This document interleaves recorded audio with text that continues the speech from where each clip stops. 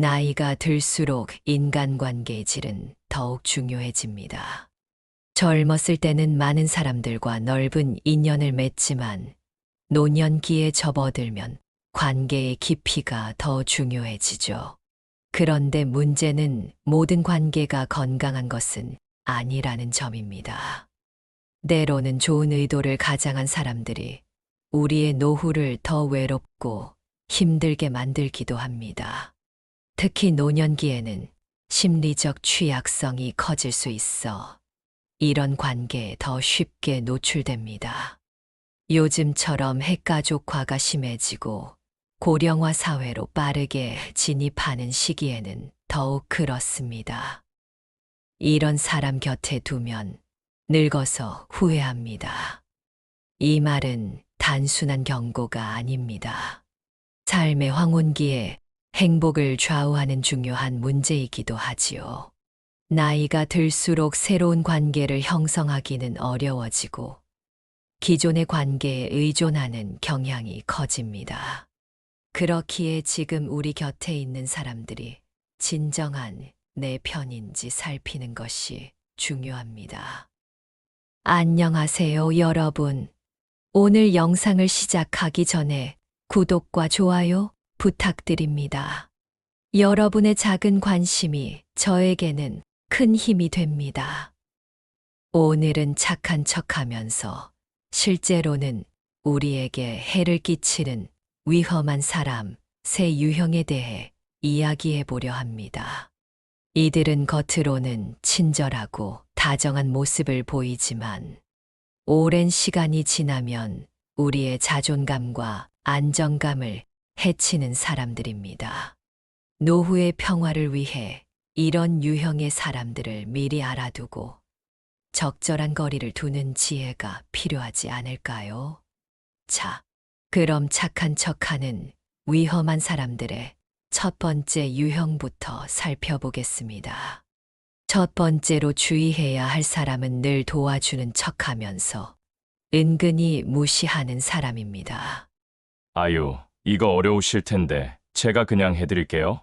라고 말하며 다가오는 이런 유형의 사람들은 처음에는 정말 친절해 보입니다. 하지만 곰곰이 생각해보면 그들의 말과 행동 속에는 당신은 이것조차 할 수 없어라는 무시가 담겨 있습니다. 박정희 씨는 75살에 스마트폰을 처음 배우기 시작했습니다. 아들이 사준 스마트폰으로 유튜브도 보고 손녀와 영상통화도 하고 싶었기 때문이죠. 동네 복지관에서 진행하는 디지털 교육에 참여한 박정희 씨는 열심히 메모를 하며 배우려 노력했습니다. 그런데 옆자리에 앉은 이웃 최미숙 씨가 계속 그녀의 손에서 휴대폰을 빼앗아 대신 조작해주기 시작했습니다. 아이고, 정희 씨는 손이 느려서 안 되겠네. 내가 해줄게. 나이가 있으시니 이런 건 어렵죠. 처음에는 고마웠지만 시간이 지날수록 박정희 씨는 자신감을 잃어갔습니다. 결국 교육이 끝나고 집에 돌아온 후에도 스마트폰을 만지기가 두려워졌습니다. 나는 나이가 많아서 이런 걸 못하는구나라는 생각이 마음속에 자리 잡았기 때문입니다. 이처럼 존중 없는 배려는 결국 상대방의 자존감을 무너뜨립니다. 진정한 도움은 상대방이 스스로 할 수 있도록 기다려주고 실패해도 다시 도전할 용기를 주는 것입니다. 천천히 해보세요.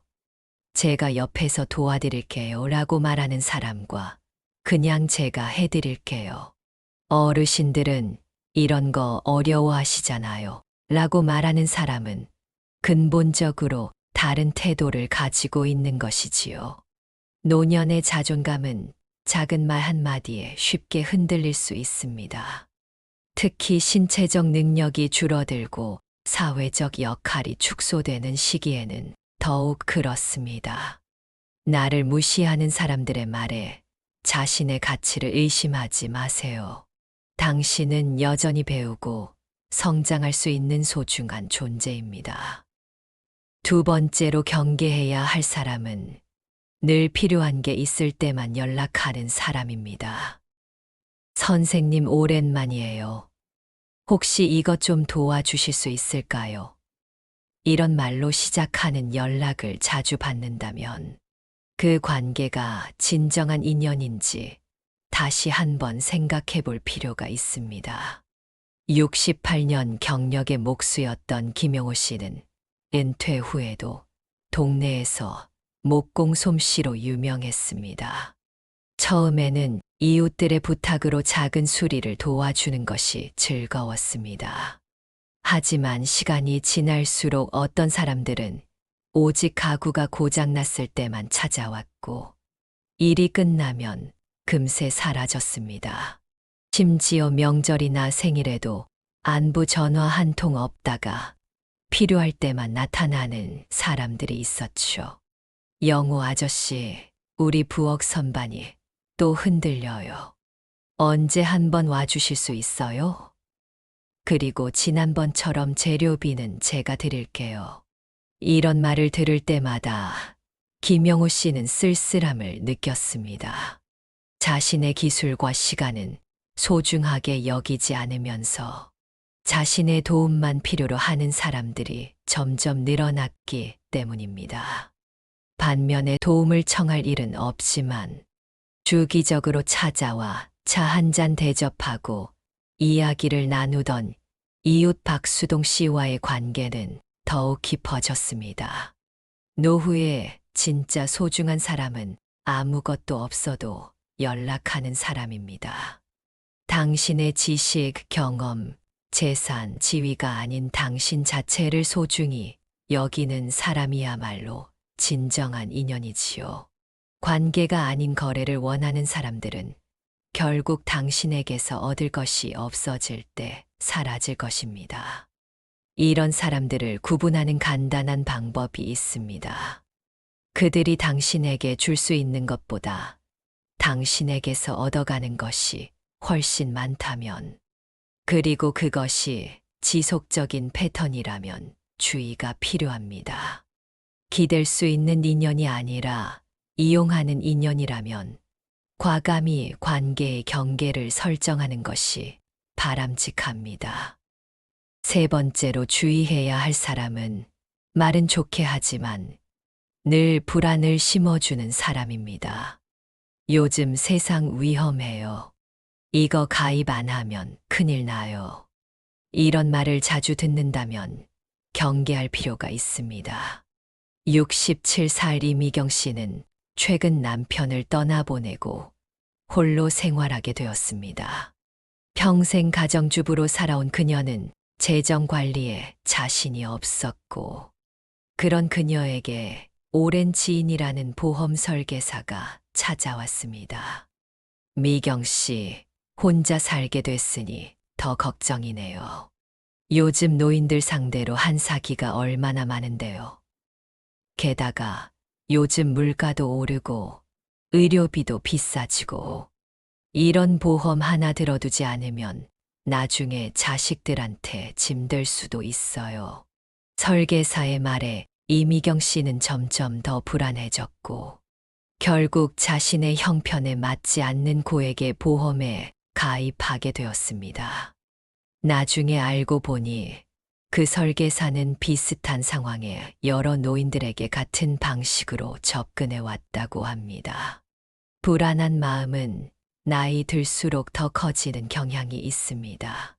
건강에 대한 걱정, 경제적 불안, 고독에 대한 두려움 등 노년기에는 여러 가지 불안 요소가 있습니다. 그리고 이런 틈을 타서 접근하는 사람들이 있죠.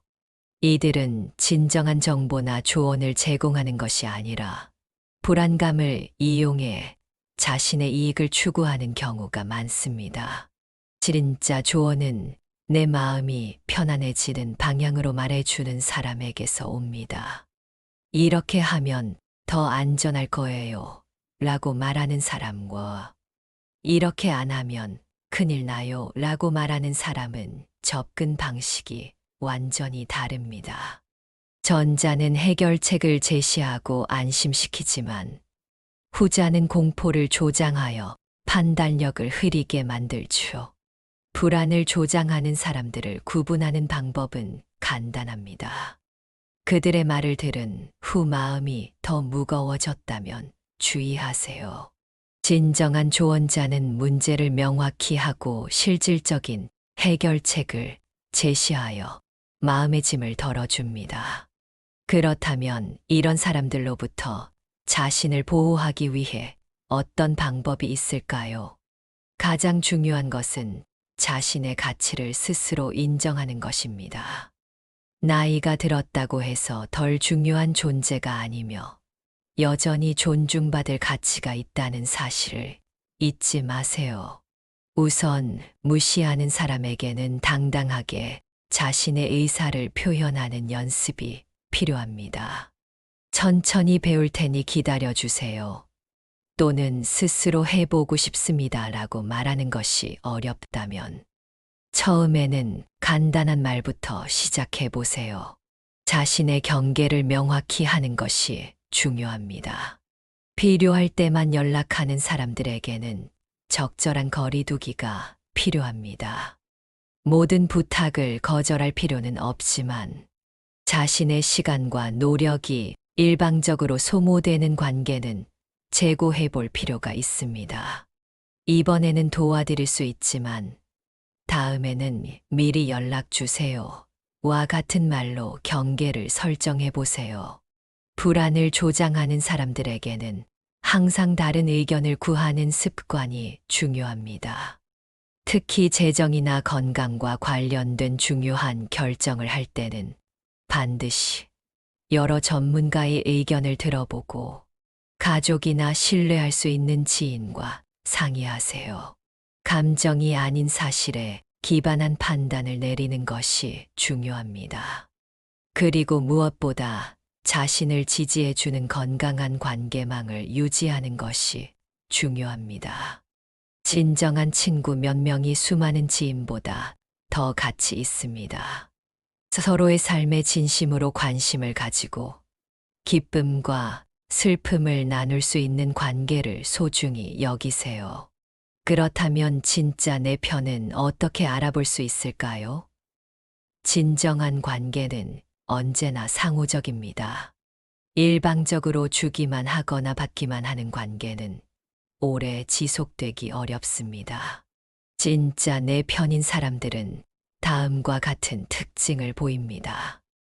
첫 번째, 당신의 성장을 진심으로 응원합니다. 실수해도 비웃지 않고 새로운 도전을 격려하죠. 70살에 수영을 배우겠다고 했을 때 그 나이에 무슨 이라고 말하는 사람과 멋져요. 함께 가볼까요? 라고 말하는 사람 중 누가 진짜 내 편일까요? 두 번째, 당신의 감정을 존중합니다. 슬플 때 별것도 아닌데 뭘 그래라고 말하는 대신 그저 옆에서 들어주고 공감해주는 사람이 진정한 친구입니다. 나이 든 사람의 감정을 사소하게 여기지 않고 진지하게 받아들이는 사람을 가까이 두세요. 세 번째, 당신에게 뭔가를 강요하지 않습니다. 자신의 의견을 제시할 때도 이렇게 하세요가 아니라 이렇게 하는 건 어떨까요? 라고 말하며 선택권을 존중합니다. 특히 중요한 결정에서는 더욱 그렇습니다. 네 번째, 필요할 때뿐만 아니라 평소에도 연락합니다. 특별한 이유 없이 안부를 묻고 소소한 일상을 나누는 관계야말로 오래 지속될 수 있는 관계입니다. 이런 사람들은 당신이 도움이 필요할 때 가장 먼저 달려올 것입니다. 노후에 중요한 것은 관계의 양이 아니라 질입니다. 소수의 진정한 관계가 수많은 피상적인 관계보다 훨씬 가치 있습니다. 당신을 진정으로 존중하고 아끼는 사람들과의 관계를 소중히 여기세요. 나이가 들수록 건강, 경제적 상황, 사회적 역할 등 많은 것이 변합니다. 이런 변화 속에서 인간관계도 자연스럽게 조정될 필요가 있습니다. 관계의 재정비는 버림이 아니라 새로운 균형을 찾는 과정입니다. 먼저 자신에게 정직해지는 것이 중요합니다. 이 사람과의 관계가 나에게 어떤 영향을 주는가? 라는 질문을 스스로에게 던져보세요. 만남 후에 기분이 좋아지는 사람과 에너지가 소진되는 사람을 구분하는 것이 필요합니다. 또한 새로운 관계를 형성하는 것에 두려움을 갖지 마세요. 나이가 들었다고 해서 새로운 친구를 사귈 수 없는 것은 아닙니다. 취미 활동, 봉사 활동, 동호회 등을 통해 비슷한 관심사를 가진 사람들과 만나보세요. 새로운 관계는 새로운 에너지를 가져다 줍니다. 관계를 정리할 때는 급격한 단절보다는 자연스러운 거리두기가 효과적입니다. 모든 연락을 갑자기 끊기보다는 만남의 빈도를 조절하고 명확한 경계를 설정하는 것이 좋습니다. 때로는 관계의 성격을 변화시키는 것만으로도 충분할 수 있습니다. 무엇보다 자신을 위한 시간을 충분히 가지세요. 혼자 있는 시간을 두려워하지 말고 자신을 돌보는 시간으로 활용하세요. 자신과의 관계가 건강해야 타인과의 관계도 건강할 수 있습니다. 나이 들수록 곁에 남는 사람은 줄지만 진짜 내 편은 더 또렷하게 보입니다. 인생의 황혼기에는 수많은 사람들 속에서 어울리는 것보다 소수의 진정한 관계 속에서 깊은 연결을 느끼는 것이 더 중요합니다. 착한 척하는 사람들에게 속지 마세요. 겉으로는 친절해 보여도 자존감을 해치고 불안을 조장하며 당신을 이용하려는 사람들이 있습니다. 그들의 달콤한 말에 현혹되지 말고 행동을 통해 진심을 판단하는 지혜가 필요합니다. 무엇보다 중요한 것은 자신을 지키는 일입니다. 타인에게 잘 보이기 위해 자신의 경계를 허물지 마세요. 당신은 여전히 소중한 존재이며 존중받을 가치가 있습니다. 스스로를 소중히 여기는 사람만이 진정한 관계의 가치를 알 수 있습니다. 인생은 끊임없는 만남과 헤어짐의 연속입니다.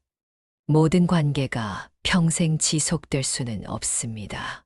중요한 것은 지금 이 순간 당신과 함께하는 사람들이 당신의 삶에 긍정적인 영향을 주는지 여부입니다. 그들이 당신의 행복과 성장을 진심으로 응원하는지 살펴보세요. 착한 척에 속지 말고 나를 먼저 지켜주세요. 당신의 노후가 진정한 관계 속에서 따뜻하고 풍요로워지기를 바랍니다. 오늘 영상이 여러분에게 도움이 되었길 바랍니다. 구독과 좋아요 버튼 눌러주시면 더 좋은 콘텐츠로 찾아뵙겠습니다. 여러분의 소중한 의견도 댓글로 남겨주세요. 다음 영상에서 다시 만나요. 감사합니다.